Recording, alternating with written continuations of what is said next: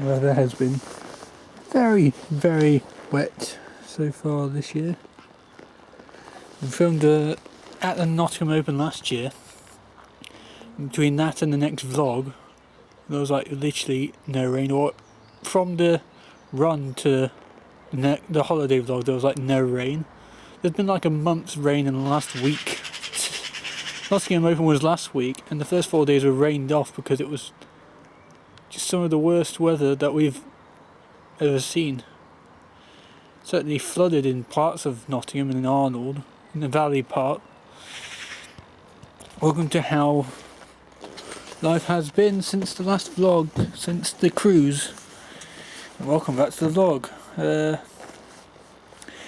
As a result of Nottingham Open being washed out, virtually, until the last 2 or 3 days, I am going to Queen's instead. I'll be at the station for 8 o'clock, meet up with my second cousin and another guy who I've hung out and played tennis at the Nottingham Tennis Centre already, ironically. And yesterday was quite a long day too. Because usually I can usually play tennis despite what the weather's been like.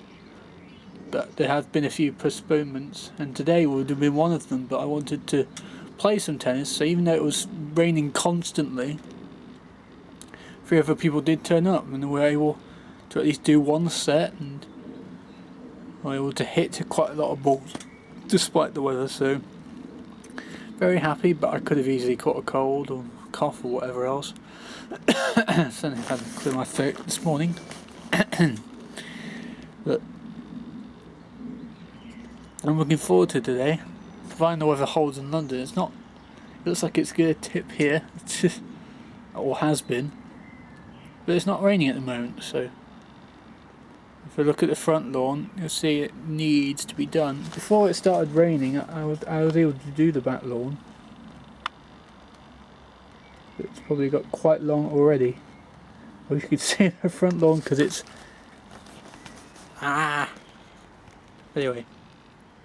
I was washed out at Queen's yesterday, so I've seen first round matches, not second round, and I won't be seeing Andy Murray, which I was kind of hoping I would, even though it was just doubles for me.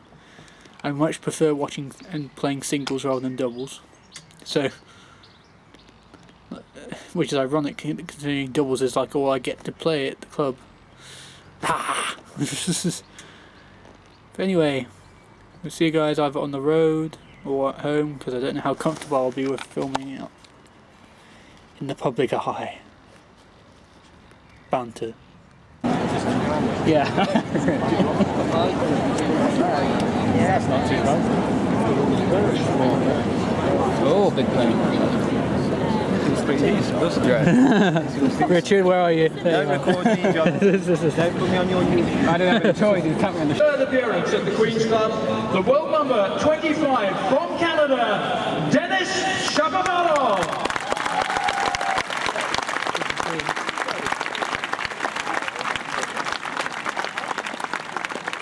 And making his best appearance here, the current world number 12 and Grand Slam champion from Argentina, Juan Martín del Potro.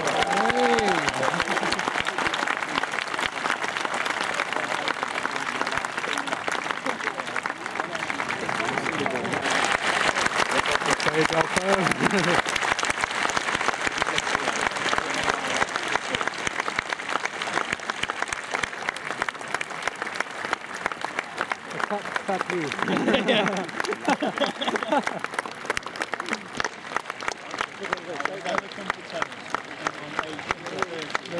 Delpo return. See you, man. Now for Wawrinka Evans, that's going to be so fun. Oh yeah, it's not yeah, so it depends how long this is. Dan Evans! We were walking right behind him earlier, weren't we? Well, you just at randomly, just walked right in front of us. Three-time Grand Slam champion from Switzerland, Stan Wawrinka. Where is he? There he is. The most hyped up match today. I'll put you for you. This is my notes. So 2 Grand Slam champions and a Brit, and Shapovalov. That's going to be a really fun match, this one. We had a rain break and it took them 20 minutes longer than it should to get on court again.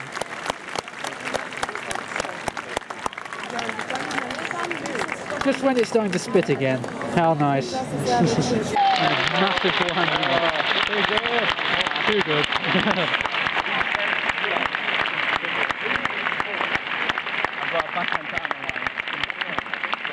Yeah, you got the backhand down the line. You should share that with me. So extreme, it's got 2-4.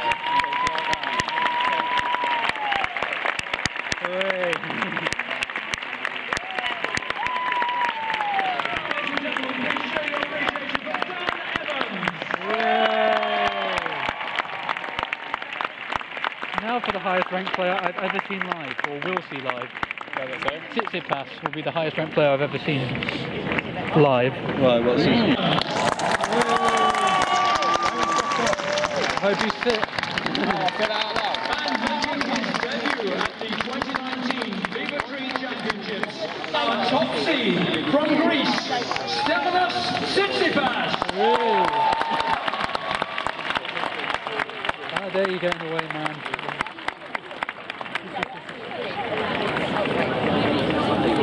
Going to be wearing. Do you like that centre court? I like the fact one side's bigger than the other. Yeah. Past champions as well. Andy Marin. lots of Andys in this list.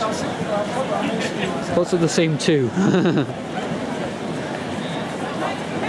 No traffic at midnight, he says. That's a virtue. We'd acknowledge the fact that there was minimal sort of traffic there. Thank you for the lift, boy. He should be in bed. But he isn't. Long day. It was the worst day of watching live tennis in terms of weather and the hour I had to get up and get back because I was gone for 15.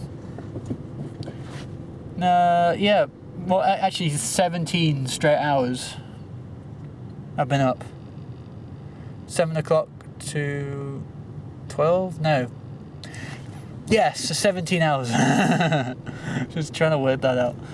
But I think what they said, it was just the cheapest train tickets for themselves. Like, for me, it didn't matter. I could have left early if I wanted to. And when it was raining, it was making me a bit miserable. I was just thinking, will this end? Is it worth staying at this point? I'm glad we did in the end because it got better. You got some Tsitsipas thingamajig. Yeah, Wawrinka played brilliantly. It was a surprise. A couple of us thought, well, Evans is going to win that. But Wawrinka was just too good, surprisingly good. He just blew him away. We watched that as well. And then Tsitsipas, that match was getting interesting. It got dark at like 5-3, and the previous match got suspended at 5-3. And thinking, is it going to stop at the same point? But it got to 3-3. It was getting very interesting, and then it stopped. Coincidence. 5-3 is not an unusual. Well, no, but it would have happened twice in a row to stop at that point from the rain, which would have been funny to me. 30-all.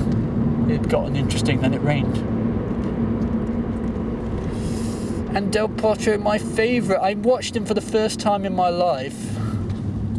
The most high-profile player, along with Wawrinka, that I've ever watched live.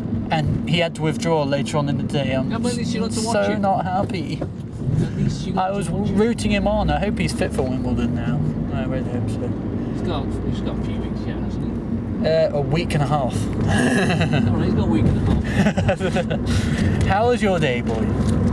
I didn't really read that message. Uneventful. Uneventful? Well, I don't know if that's good or not. No, I think it's sort of productive in a sort of way. I'll be honest, I like how Queen's is built because it's like the main stadium.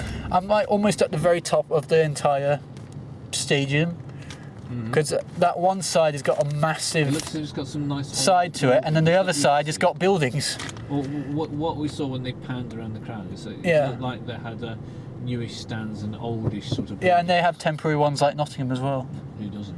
And The only problem is it deserves to be a Masters 1000. It's the best ATP 500 event there is, but there's no room to add more courts and stuff. It's basically lots of housing right around the outside. Smacking them in the London, that's why. Well, to be fair, it's also like one of the oldest clubs and stuff as well. Exactly. Ooh. I just wish it could, because it deserves that status. And we need a grass Status. Masters.